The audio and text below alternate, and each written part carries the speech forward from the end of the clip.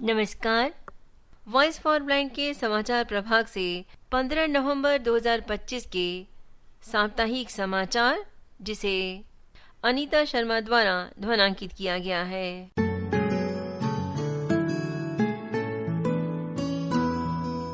सभी समाचार पत्रों में प्रमुखता से प्रकाशित खबर।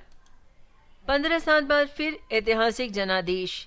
बिहार के इतिहास में पहली बार बनी सबसे बड़ी पार्टी भारतीय जनता पार्टी। महागठबंधन की बुरी हार। राष्ट्रीय जनता दल और कांग्रेस का 2010 के बाद सबसे कमजोर प्रदर्शन। प्रशांत किशोर फेल, शून्य पर जनसुराज। 202 सीटों के प्रचंड बहुमत से मतदाताओं ने अगले 5 साल के लिए बिहार की सत्ता फिर राष्ट्रीय जनतांत्रिक गठबंधन यानी एनडीए को सौंप दी है। मतदाताओं ने युवाओं को कमान सौंपने की मांग के साथ बदलाव का नारा लगा रहे तेजस्वी राहुल के बदले प्रधानमंत्री श्री मोदी और सीएम नीतीश कुमार की जोड़ी पर भरोसा जताया। और भरोसा भी ऐसा कि जनादेश का पिछले 15 साल का रिकॉर्ड टूट गया। प्रधानमंत्री श्री मोदी ने एनडीए की जीत पर राज्य की जनता, सहयोगी दलों और भारतीय जनता पार्टी कार्यकर्ताओं को बधाई दी। प्रधानमंत्री ने कहा, सुशासन, विकास और जन कल्याण की भावना की जीत हुई है, सामाजिक न्याय की जीत हुई है। अरुणाचल प्रदेश में चीन सीमा से लगे दुर्गम कामेंग हिमालय में सेना ने ऐतिहासिक उपलब्धि हासिल की है। लगातार बदलते मौसम, 16,000 फीट की खतरनाक ऊंचाई, बर्फ से ढके रास्ते और अस्थिर चट्टानों के बीच सेना ने मोनो रेल दौड़ाई है। मोनो रेल एक बार 300 किलो तक सामान चौकियों तक पहुंचाने में सक्षम है। गोला बारूद, राशन, फ्यूल, इंजीनियरिंग, स्टोर्स जैसी भारी सामग्री भी ले जा रहा है। हर मौसम में संचालन योग्य, बिना किसी एस्कॉर्ट के भी सुरक्षित उपयोग। सेना के मुताबिक भविष्य में इसकी मदद से घायलों को तुरंत मदद मिलेगी। सीमा पर कई ऐसी जगह है जहां पर मौसम के चलते हेलीकॉप्टर उड़ान नहीं भर पाते। देश में कार्यरत सभी बैंकों का डोमेन नाम अब .in हो गया है। भारतीय रिजर्व बैंक ने ये कदम ऑनलाइन बैंकिंग धोखाधड़ी और फिशिंग हमलों से बचाने के लिए उठाया है।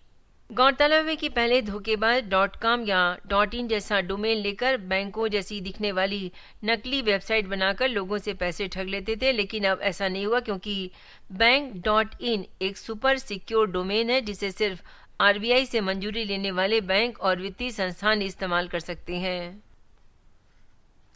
इलाहाबाद हाईकोर्ट ने परीक्षण न्यायालयों के फैसलों में हिंदी अंग्रेजी मिश्रित भाषा के प्रयोग पर आपत्ति जताई है। कोर्ट ने कहा है कि फैसले पूरी तरह से हिंदी या अंग्रेजी में हो। मिश्रित भाषा में फैसले लिखना पूरी तरह से गलत और अस्वीकार्य है। विदेश मंत्रालय ने पासपोर्ट सेवा कार्यक्रम का उन्नत संस्करण जारी कर दिया है।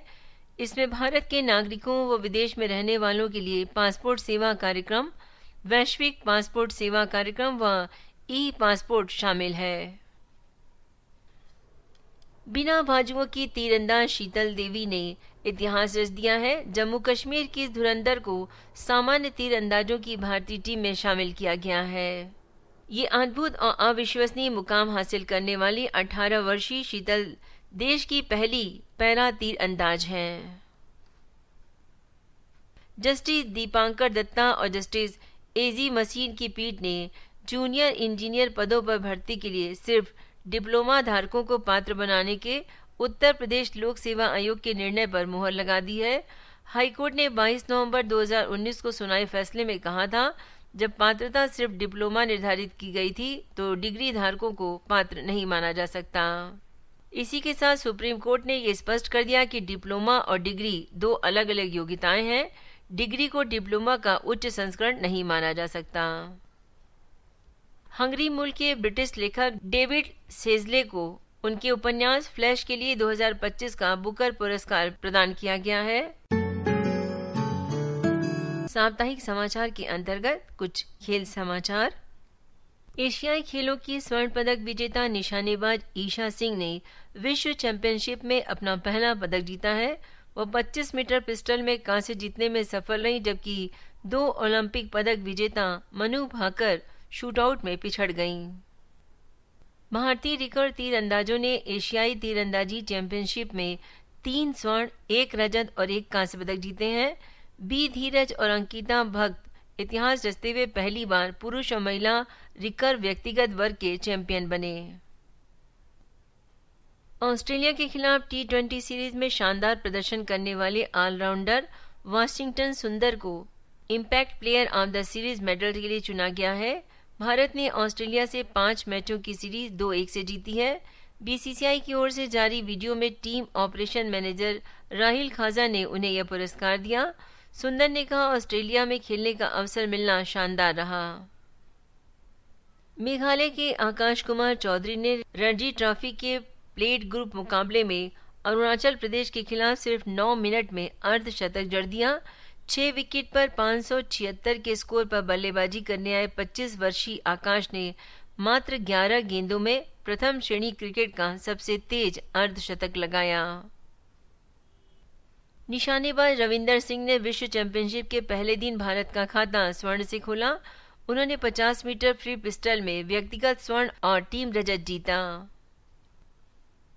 जम्मू कश्मीर स्थित बिश्नाक के 29 वर्षीय रविंदर को 2023 बाकू विश्व चैंपियनशिप में व्यक्तिगत कांस्य के बाद ये सफलता मिली है। भारतीय हॉकी के 100 वर्ष।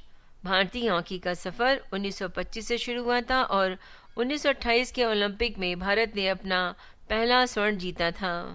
इस अवसर पर मेजर ध्यानचंद स्टेडियम में खेल मंत्रालय एकादश और हॉकी इंडिया एकादश के बीच मैच हुआ, जिसमें 3-1 से जीत खेल मंत्रालय एकादश को मिली।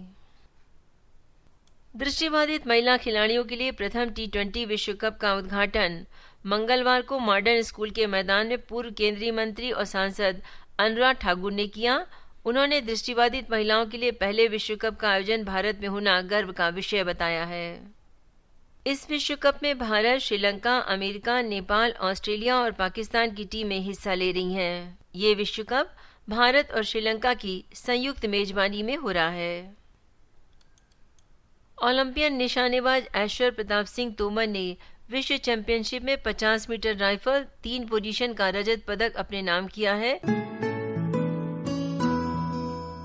जनजातीय स्वतंत्रता सेनानी और उपनिवेशवाद विरोधी बिरसा मुंडा की जयंती के उपलक्ष्य में भारत में हर साल 15 नवंबर को जनजातीय गौरव दिवस यानी जनजातीय गौरव मनाया जाता है। बिरसा मुंडा का जन्म 1874 में हुआ था। वर्ष 2024-25 को उनके जन्म के 150 वर्ष पूरे होने के उपलक्ष्य में जनजातीय गौरव वर्ष के रूप में मनाया जा रहा है। बिरसा मुंडा ने ब्रिटिश राज के खिलाफ आदिवासी समुदाय के अधिकारों की रक्षा की और उन्हें राजनीतिक तथा सामाजिक जागरूकता प्रदान की। उनका संघर्ष और नेतृत्व आज भी आदिवासी समाज और पूरे देश के लिए प्रेरणा का स्रोत है। बिरसा मुंडा जयंती मुख्य रूप से झारखंड, बिहार, पश्चिम बंगाल, उड़ीसा और मध्य प्रदेश के आदिवासी इलाकों में बड़े धूमधाम से मनाई जाती है। इन क्षेत्रों में आदिवासी समुदाय उन्हें भगवान बिरसा की उपाधि देकर उनके आदर्शों और योगदान को सम्मानित करता है। गौरतलब है कि 1895 से 1900 के बीच मुंडा विद्रोह हुआ, जिसमें आदिवासी किसानों ने ब्रिटिश सरकार की अन्यायपूर्ण नीतियों, भूमिहीनता और जंगलों पर कब्जे के खिलाफ संघर्ष किया। इस विद्रोह ने ब्रिटिश शासन की नींव को चुनौती दी और आदिवासी समाज में साहस और संगठन की भावना को मजबूत किया। बिरसा मुंडा ने नारा दिया था, अबुआ दिसुम अबुआ राज, यानी हमारे देश पर हमारा राज होगा। 2021 से प्रधानमंत्री श्री मोदी ने एक ऐतिहासिक निर्णय लिया था, जिसके तहत भगवान बिरसा मुंडा की जन्म जयंती 15 नवंबर को जनजातीय गौरव दिवस के रूप में मनाने की घोषणा की गई थी, ताकि इन जनजातीय नेताओं और उनके संघर्षों को सम्मान दिया जा सके। आज के सुविचार के साथ ही समाचार यहीं पर समाप्त होता है। उद्यमेन ही सिद्ध्यन्ति कार्याणि न मनोरथे, अर्थात सिर्फ इच्छाओं से नहीं बल्कि मेहनत से ही काम पूरे होते हैं। मेहनत करते रहिए, सफलता जरूर मिलेगी। धन्यवाद। जय हिंद। वंदे मातरम।